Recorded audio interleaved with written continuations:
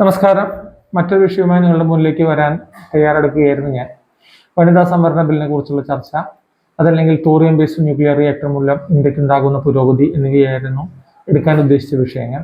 അതിലേക്ക് കുറച്ചുകൂടെ സമയം ആവശ്യമാണ്, കുറച്ചുകൂടെ ഗവേഷണം ആവശ്യമായതിനാൽ അത് ഇനിയും വരുന്നതായിരിക്കും. അതിനിടയ്ക്ക് കഴിഞ്ഞ വീഡിയോയ്ക്ക് ശേഷം ഈ വിഷയത്തെക്കുറിച്ച് സ്പർശിക്കുന്നില്ല എന്ന് കരുതിയെങ്കിലും ഒരു തവണ കൂടി ഇതിനെക്കുറിച്ച് പറഞ്ഞേക്കാമെന്ന് കരുതി. സാധാരണഗതിയിൽ ഒരാൾക്ക് ഏറ്റവും കൂടുതൽ ബുദ്ധിമുട്ടുണ്ടാകാവുന്നത് താൻ മറ്റൊരാളാൽ പറ്റിക്കപ്പെട്ടു അല്ലെങ്കിൽ മണ്ടനാക്കപ്പെട്ടു എന്നുള്ള ഫീലിംഗ് ആണ്.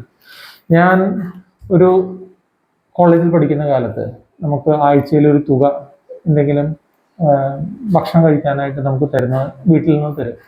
നമ്മളതെല്ലാം കൂട്ടി വെച്ചിട്ട് ഒരു 10-12 ദിവസം കൂടുമ്പോൾ ഒരു ബിരിയാണി പോലെ എന്തെങ്കിലും വാങ്ങി കഴിക്കും. അതിന് മാത്രമുള്ള തുകയേ ഉണ്ടാവാറുള്ളൂ. പക്ഷെ അതൊരു വലിയൊരു കാര്യമായിട്ടാണെന്ന് തോന്നിയിരുന്നത്. നമുക്ക് ഇഷ്ടപ്പെട്ട ഭക്ഷണം കഴിക്കാൻ പറ്റുന്നതൊക്കെ അന്ന് വലിയ കാര്യം തന്നെയായിരുന്നു. നമ്മുടേതല്ലായിരുന്നു, നമ്മൾ അധ്വാനിച്ചിട്ടുള്ള കാശല്ല എന്നുള്ളതിന് അതിന് രുചിയും കൂടുതലായിരുന്നു. അങ്ങനെ ഒരു 100 രൂപയോളം കയ്യിൽ ഉണ്ടായുള്ള സന്ദർഭത്തിൽ ഞാൻ ഒരു ആവശ്യത്തിനായി റെയിൽവേ സ്റ്റേഷനിൽ പോവുകയുണ്ടായി. ആ റെയിൽവേ സ്റ്റേഷനിൽ പോയപ്പോൾ ഒരു 30 വയസ്സിനും 40 വയസ്സിനിടയ്ക്ക് പ്രായമുള്ള ഒരു ആൾ മുഷിഞ്ഞ വസ്ത്രമൊക്കെ ധരിച്ചു വിട്ട് നമ്മളുടെ അടുത്ത് വരികയും താൻ തിരുവനന്തപുരത്ത് നിന്ന് ഇവിടെ വന്നതാണ്, തൻ്റെ പേഴ്സും മാലയും മൊബൈൽ ഫോണും പോക്കറ്റ് അടിക്കപ്പെട്ടു, തനിക്ക് തിരിച്ചു പോകാൻ പൈസയില്ല, ഒരു 70 രൂപയോ മറ്റോ ടിക്കറ്റ് എടുത്ത് തരാൻ കിട്ടിയാൽ നന്നായിരിക്കും എന്ന് പറയാം. നമ്മുടെ കയ്യിലുണ്ടായിരുന്ന ആ പൈസ കൊണ്ട് അദ്ദേഹത്തിന് ഞാൻ ഭക്ഷണം വാങ്ങി പാഴ്സലായി പിടിക്കുകയും ഒരു ടിക്കറ്റ് എടുത്ത് കൊടുക്കുകയും ചെയ്തു. അതിനുശേഷം നമ്മൾ എന്തോ വലിയ കാര്യം ചെയ്ത കൃതാർത്ഥതയിൽ തിരിഞ്ഞു നോക്കുമ്പോൾ ഞാൻ കാണുന്നത് അദ്ദേഹം ആ ടിക്കറ്റ് ക്യാൻസൽ ചെയ്തുകൊണ്ട് ആ പൈസയുടെ റീഫണ്ട് തിരികെ വാങ്ങുന്നതാണ്.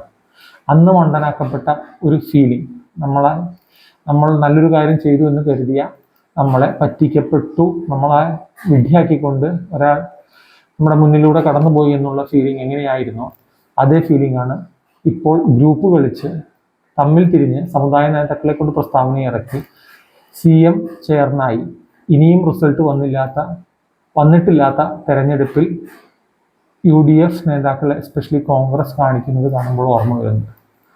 നിങ്ങൾ ഇങ്ങനെ തന്നെ പോകണം.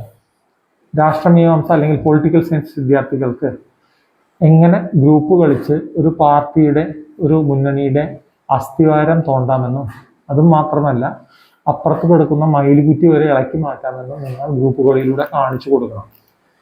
മുന്നേയുള്ള കരുണാകരൻ ആന്റണി ഗ്രൂപ്പ് മുതൽ ഇന്നലത്തെ വന്ന ഷാഫിയുടെ ഗ്രൂപ്പ് വരെ സജീവമായി ഉണ്ട് എന്നതിൽ കോൺഗ്രസിനെ അഭിമാനിക്കാം.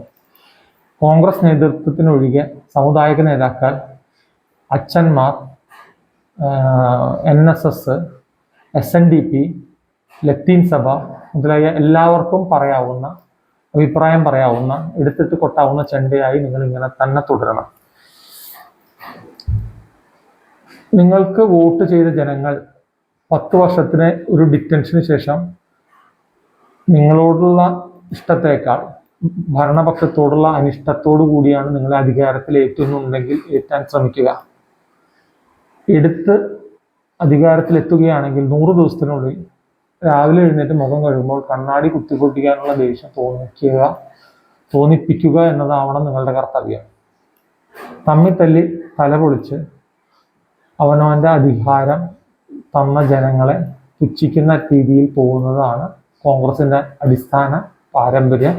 അത് തുടർന്നും ഭംഗിയായി നിർവഹിക്കും എന്ന് ഉറച്ചു വിശ്വസിച്ചുകൊണ്ട് ഞാൻ എൻ്റെ വാക്കുകൾ നിർത്തുന്നു. തുടരുക. തമ്മിലടി വാർത്താ ചാനലുകളെ കാണാൻ ഞങ്ങളെ പ്രേരിപ്പിക്കാറുണ്ട്. തീർച്ചയായിട്ടും അതൊരു വിനോദോപാധി തന്നെയാണ്. നിങ്ങൾക്കെല്ലാവർക്കും എൻ്റെ നന്ദി, നമസ്കാരം.